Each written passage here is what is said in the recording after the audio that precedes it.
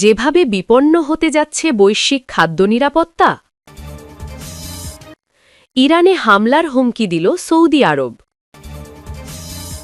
যেসব দেশে ঈদ উল ফিতর উদযাপন হচ্ছে আজ। শুনছিলেন শিরোনাম, এবার বিস্তারিত।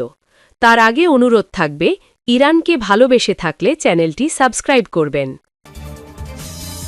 যেভাবে বিপন্ন হতে যাচ্ছে বৈশ্বিক খাদ্য নিরাপত্তা। ইরান ও মধ্যপ্রাচ্যে চলমান যুদ্ধের প্রেক্ষাপটে বিশ্ব এক ভয়াবহ খাদ্য সংকটের দ্বারপ্রান্তে দাঁড়িয়ে আছে বলে সতর্ক করছেন বিশেষজ্ঞরা। হরমুজ প্রণালীর চলমান অস্থিরতা কেবল জ্বালানি তেলের দামই বাড়াচ্ছে না, বরং এটি বিশ্বজুড়ে সার সরবরাহে বড় ধরনের বিঘ্ন ঘটিয়ে কৃষি উৎপাদনকে হুমকির মুখে ফেলছে। বর্তমানে হরমুজ প্রণালী দিয়ে জাহাজ চলাচল ব্যাহত হওয়ায় বিশ্ববাজারে তেলের আকাশচুম্বী দাম নিয়ে ব্যাপক উদ্বেগ ছড়িয়ে পড়েছে। তবে এর সমান্তরালে আরও একটি গভীর সংকট ঘনীভূত হচ্ছে, যা সরাসরি বৈশ্বিক খাদ্য নিরাপত্তার সাথে জড়িত। আধুনিক কৃষিকাজে অত্যাধিক ব্যবহৃত সার ইউরিয়ার মোট আন্তর্জাতিক বাণিজ্যের প্রায় অর্ধেক এবং অন্যান্য প্রয়োজনীয় সারের বিশাল একটি অংশ উপসাগরীয় দেশগুলো থেকে এই হরমুজ প্রণালী হয়েই রপ্তানি করা হয়।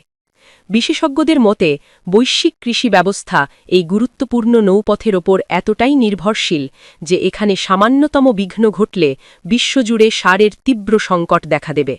সারের এই ঘাটতি সরাসরি খাদ্যশস্যের উৎপাদন কমিয়ে দেবে, যা শেষ পর্যন্ত একটি বড় মাপের বৈশ্বিক খাদ্য বিপর্যয় ডেকে আনতে পারে।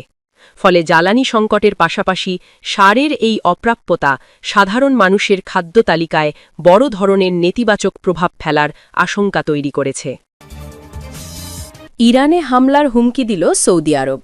রিয়াদ অভিমুখে ইরানের ব্যালিস্টিক ক্ষেপণাস্ত্র হামলার পর সৌদি আরব তেহরানের বিরুদ্ধে সামরিক ব্যবস্থা নেওয়ার অধিকার সংরক্ষণ করে বলে হুঁশিয়ারি দিয়েছেন দেশটির পররাষ্ট্রমন্ত্রী প্রিন্স ফাইসল বিন ফারহান আল সৌদ।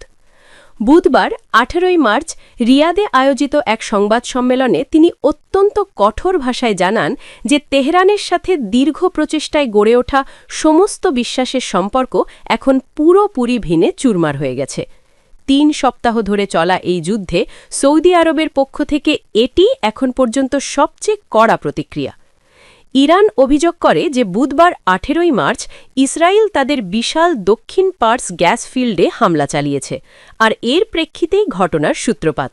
জবাবে ইরান পারস্য উপসাগরীয় অঞ্চলের তেল ও গ্যাস স্থাপনাগুলোতে পাল্টা হামলার ঘোষণা দেয় এবং কাতার ও সৌদি আরব লক্ষ্য করে ক্ষেপণাস্ত্র নিক্ষেপ করে।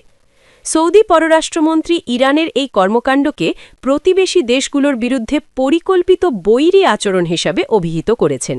তিনি সাফ জানিয়ে দিয়েছেন, ইরানের এই অন্যায্য চাপ রাজনৈতিক ও নৈতিকভাবে তাদের ওপরই ফিরে আসবে এবং প্রয়োজন মনে করলে সৌদি আরব অবশ্যই সামরিক পদক্ষেপ নেবে। রিয়াদে যখন তুরস্ক, সংযুক্ত আরব আমিরাত, জর্ডান ও কাতার সহ ডজনখানেক দেশের শীর্ষ কূটনীতিকরা এই যুদ্ধ নিয়ে জরুরি বৈঠকে বসেছিলেন, ঠিক তখনই শহরের আকাশে ইন্টারসেপ্টর মিসাইলের গর্জন শোনা যায়। সৌদি প্রতিরক্ষা মন্ত্রণালয় জানিয়েছে, রিয়াদ লক্ষ্য করে ছোড়া 4টি ব্যালিস্টিক ক্ষেপণাস্ত্র তারা ভূপাতিত করেছে, যার ধ্বংসাবশেষ শহরের দক্ষিণের একটি শোধনাগারের কাছে পড়েছে। যদিও যুদ্ধের শুরু থেকেই সৌদি আরব শত শত ড্রোন ও মিসাইল হামলার শিকার হচ্ছে, তবে বুধবারের এই সরাসরি আক্রমণ রিয়াদবাসীদের মধ্যে নজিরবিহীন আতঙ্ক তৈরি করেছে। যেসব দেশে ঈদ উল ফিতর উদযাপন হচ্ছে। আজ শাওয়াল মাসের চাঁদ দেখা যাওয়ায় আফগানিস্তান, নাইজার ও মালিতে আজ বৃহস্পতিবার 19 মে পবিত্র ঈদ উল ফিতর উদযাপন হচ্ছে। বুধবার রাষ্ট্রীয় ঘোষণার পর দেশগুলোতে রাতেই ঈদ উদযাপনের চূড়ান্ত প্রস্তুতি শুরু হয়। কর্তৃপক্ষ জানায়, চাঁদ দেখার ভিত্তিতে এসব দেশের রমজান মাস শেষ হয়ে ঈদের তারিখ নির্ধারণ করা হয়েছে। এর ফলে মুসলিমরা 1 মাস সিয়াম সাধনার পর আনন্দ ও উৎসবের মধ্য দিয়ে ঈদ উদযাপন করছেন। বিশ্বের বিভিন্ন দেশে চাঁদ দেখার ওপর নির্ভর করে ঈদের তারিখ ভিন্ন হতে পারে।